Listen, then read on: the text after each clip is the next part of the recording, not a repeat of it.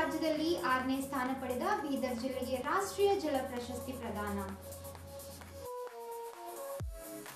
ನಿಯಂತ್ರಣಕ್ಕೆ ಕ್ರಮ ವಹಿಸಿ 21ರ ಒಳಗೆ ಆಶ್ರಯ ತಾಣಗಳ ಮಾಹಿತಿ ನೀಡಿ. ಶಿಲ್ಪಾ ಶರ್ಮಾ. ರೈತ ಸಂಘ ಹೋರಾಟಕ್ಕೆ ಬೆಂಬಲ. ರಾಜಕೀಯ ಬೇಡ, ಎಲ್ಲರೂ ಸೇರಿ ರೈತರಿಗೆ ನ್ಯಾಯ ಒದಗಿಸಿ. ಸಿದ್ದರಾಮಯ್ಯ ಸ್ವಾಮಿ. ಸಸಿ ನೆಡುವ ಅಭಿಯಾನವು ಪರಿಸರ ಕಾಳಜಿಯ ಪ್ರತೀಕ. ಈ ರೀತಿ ಸಂಘ ಸಂಸ್ಥೆಗಳು ಅಭಿಯಾನಕ್ಕೆ ಮುಂದಾಗಬೇಕು. ಸಾಗರ್ ಖಂಡ್ರೆ. ಹುಲಸೂರು ಪಂಚಾಯಿತಿ ಮೇಲ್ದರ್ಜೆಗೇರಿಸುವಂತೆ ಒತ್ತಾಯಿಸಿ ಸ್ವಯಂ ಪ್ರೇರಿತ ಗ್ರಾಮಸ್ಥರು ವ್ಯಾಪಾರ ಬಂದ್ ಮಾಡಿ ಪ್ರತಿಭಟನೆ. ಜಲಶಕ್ತಿ ಸಚಿವಾಲಯದ ವ್ಯಾಪ್ತಿಯಲ್ಲಿ ಕಾರ್ಯನಿರ್ವಹಿಸುವ ಜಲ ಸಂಪನ್ಮೂಲ ನಿರ್ವಹಣೆಯ ಕ್ಷೇತ್ರದಲ್ಲಿ ಅನುಕರಣೆ ಕಾರ್ಯಗಳನ್ನು ಗುರುತಿಸಿ ಕೇಂದ್ರ ಸರ್ಕಾರದಿಂದ ನೀಡುವ ಪ್ರಶಸ್ತಿಗೆ ಬೀದರ್ ಜಿಲ್ಲಾ ಪಂಚಾಯತ್ ಮುಖ್ಯ ಕಾರ್ಯನಿರ್ವಾಹಕ ಅಧಿಕಾರಿಗಳು ಡಾಕ್ಟರ್ ಗಿರೀಶ್ ಬದೋಲೆ ಅವರಿಗೆ ರಾಷ್ಟ್ರಪತಿಗಳು ರಾಷ್ಟ್ರೀಯ ಜಲ ಪ್ರಶಸ್ತಿ ನೀಡಿ ಗೌರವಿಸಿದರು. जल संचय जन भागीदारी में अब best district south zone category 3 इसमें 6th पोजीशन मिली है बीदर कर्नाटका. आप सभी की तालियों की गड़गड़ाहट बनी रहनी चाहिए हमारे पुरस्कार प्राप्तकर्ताओं के लिए.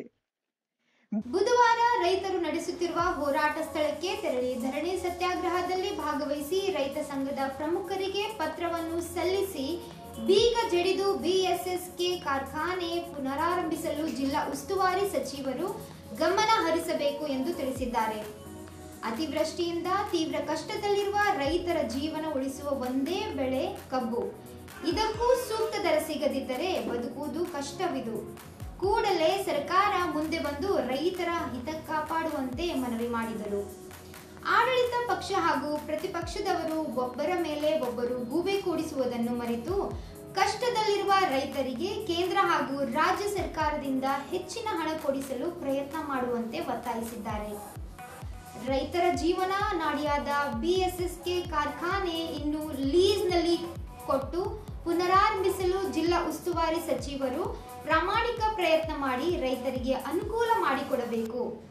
ಪ್ರತಿ ಟನ್ ಕಬ್ಬಿಗೆ 3200 ರೂಪಾಯಿ ಕೊಡಬೇಕು ಎಂದು ಒತ್ತಾಯಿಸಿದರು.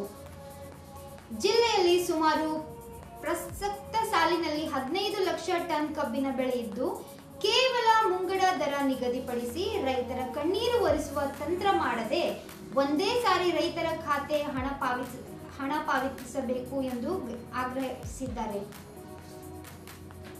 ಪ್ರತಿಭಟನೆಯಲ್ಲಿ ರೈತ ಸಂಘದ ಅಧ್ಯಕ್ಷ ಮಲ್ಲಿಕಾರ್ಜುನ್ ಸ್ವಾಮಿ, ಕೃಷಿಕ ಸಮಾಜ ರಾಜ್ಯ ಪ್ರತಿನಿಧಿ ವಿಶ್ವನಾಥ್ ಪಾಟೀಲ್ ಮಾಡಗೋಳ್, ಜಿಲ್ಲಾ ಪ್ರತಿನಿಧಿ ದಯಾನಂದ್ ಸ್ವಾಮಿ, ಭಾಲ್ಕೆ ಅಧ್ಯಕ್ಷ ರಮೇಶ್ ಪಾಟೀಲ್, ಸಂಗಮೇಶ್ ವಾರೆ, ಉಮಾಕಾಂತ್, ಪ್ರಭು ಕಾಮಣ್ಣ, ಸಂತೋಷ್ ಹಜಾರಿ, ಗಿರೀಶ್ ಪಾಟೀಲ್, ಬಸವರಾಜ್ ಸೇರಿದಂತೆ ಕೃಷಿಕ ಸಮಾಜದ ಪದಾಧಿಕಾರಿಗಳು ಭಾಗವಹಿಸಿದ್ದರು. ಸಮಾಜ ವತಿಯಿಂದ ಬೀದರ್ ಜಿಲ್ಲಾ ಘಟಕದ ವತಿಯಿಂದ ಜಿಲ್ಲಾಧ್ಯಕ್ಷರ ವತಿಯಿಂದ ನಾವು ಇವತ್ತು ಇನ್ನು 7 ದಿವಸದಿಂದೇನು ರೈತರು ಹೋರಾಟ ಮಾಡ್ತಾ ಇದ್ದಾರೆ. ರೈತ ಸಂಘದವರು, ಕಿಸಾನ್ ಸಂಘದವರು ನಾವು ಅವರಿಗೆ ಸಮರ್ಥನೆ ಕೊಡ್ಲಿದ್ದೆವು ಮತ್ತು ಅವ್ರು ಮುಂದೆ ಯಾವ ಥರ ಏನು ಇದು ಮಾಡ್ತಾ ಅವ್ರ ಜೊತೆ ನಾವು ಇರ್ತೇವೆ. ಯಾಕಂತಂದ್ರೆ ಇದು ರೈತರದ್ದು ಎಲ್ಲಕ್ಕಿಂತ ದೊಡ್ಡ ಸಮಸ್ಯೆ ಇದೆ ಬೀದರ್ ಜಿಲ್ಲೆಗ. 15 ಲಕ್ಷ ಟನ್ ಇವತ್ತು ಕಬ್ಬದ ಬೀದರ್ ಜಿಲ್ಲೆದಾಗ. ಎಲ್ಲ ಥೋಡೆ ಅದಂದ್ರೆ ಏನು ಪ್ರಾಬ್ಲಮ್ ಇದ್ದಿಲ್ಲ. 15 ಲಕ್ಷ ಟನ್ ಕಬ್ಬದ.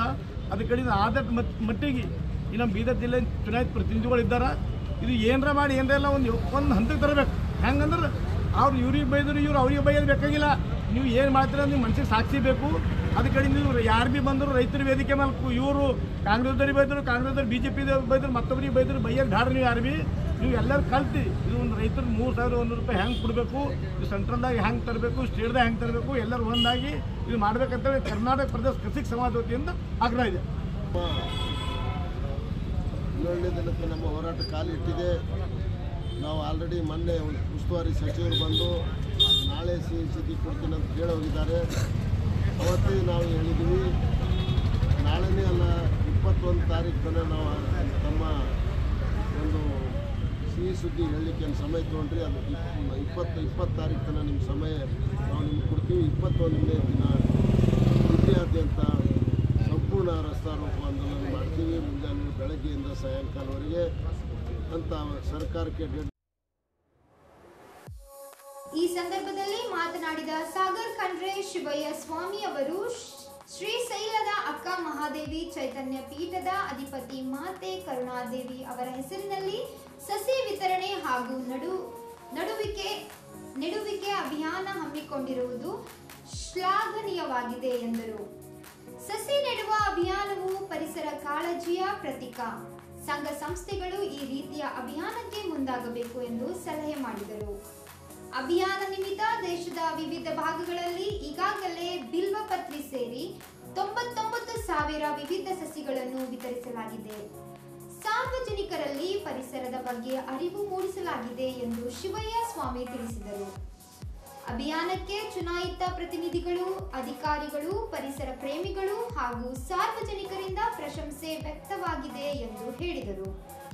ಬೇಮಳಖೇಡ್ ಹಿರೇಮಠ ಸಂಸ್ಥಾನದ ಡಾಕ್ಟರ್ ರಾಜಶೇಖರ್ ಶಿವಾಚಾರ್ಯ, ಅಖಿಲ ಭಾರತ ವೀರಶೈವ ಲಿಂಗಾಯತ ಮಹಾಸಭಾದ ಜಿಲ್ಲಾ ಯುವ ಘಟಕ ಅಧ್ಯಕ್ಷ ಸಂಗಮೇಶ್ ಮುಲಗೆ, ಹೂಗಾರ ಸಮಾಜದ ರಾಜ್ಯ ಉಪಾಧ್ಯಕ್ಷ ಸಿದ್ದಪ್ಪ ಹೂಗಾರ್, ಮಹಾಂತೇಶ್ ಬಿರಾದರ್, ಗಂಗಾಧರ್ ಶಾಸ್ತ್ರಿ ಮತ್ತಿತರರು ಇದ್ದರು.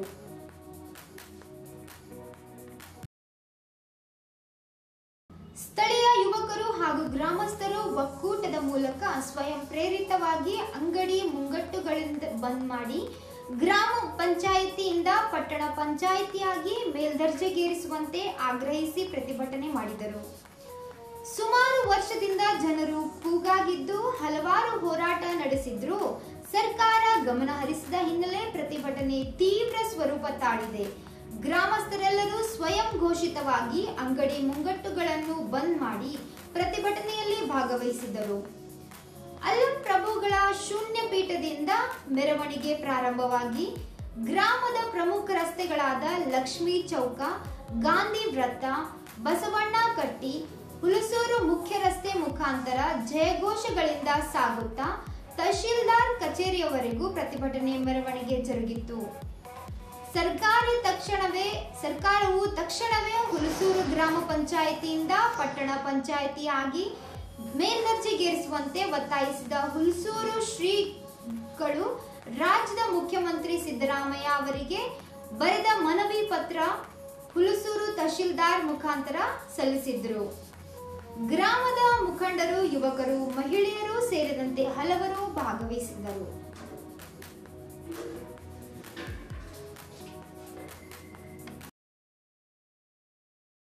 ಇದೆ ಎಂಬುದು ಇದರಿಂದ ಗೊತ್ತಾಗ್ತದೆ. ಯಾಕಂದ್ರೆ ನಾವು ಹೋರಾಟ ಮಾಡುವಾಗ ಕೆಲವೊಂದು ವಿಷಯಗಳು ಬರ್ತಾ ಇವೆ. ಪ್ರತಿಯೊಬ್ಬ ಮುಖಂಡರಿಗೂ ಪಕ್ಷದವರನ್ನು ಮರೆತು ಎಲ್ಲರಿಗೆ ಅಂತಂದು ದೂರವಾಣಿ ಮುಖಾಂತರ ನಾವು ಹೋರಾಟ ಮಾಡ್ತಾ ಇದ್ದೀವಿ. ಆ ಹೋರಾಟಕ್ಕೆ ನಾವೆಲ್ಲ ಬರ್ರಿ ಅಂತ ದೂರವಾಣಿ ಮುಖಾಂತರ ನಮ್ಗೆ ಎಲ್ಲಾ ಯುವಕರು ಕರೆ ಮಾಡಿ ನಾವು ಮಾಹಿತಿ ಕೊಟ್ಟಿದ್ದೀವಿ. ಇವತ್ತು ನಾವು ಯಾರ್ಯಾರು ಕರೆ ಮಾಡಿದವರೆಲ್ಲ ಬರ್ಬೇಕಾಗಿತ್ತು. ನಾವು ಸ್ಪಷ್ಟವಾಗಿ ಹೇಳುತ್ತಿದ್ದೀವಿ, ಹೋರಾಟ ಮಾಡ್ತಿದ್ದೀವಿ. ಇದಕ್ಕೆ ತಾವೆಲ್ಲ ಸಹಕಾರ ತೋರಿಸಬೇಕಾಗಿತ್ತು. ನಮ್ಗೆ ಯಾಕೋ ನೋವಾಗ್ಲತ್ತದ ಯುವಕರಿಗೆ. ಎಲ್ಲಾ ಪಕ್ಷದಿದ್ದರು ಯುವಕರು ಗ್ರಾಮಕ್ಕಾಗಿ ಅಂದ್ರೆ ಬರ್ಬೇಕಾಗಿತ್ತು. ಇವತ್ತು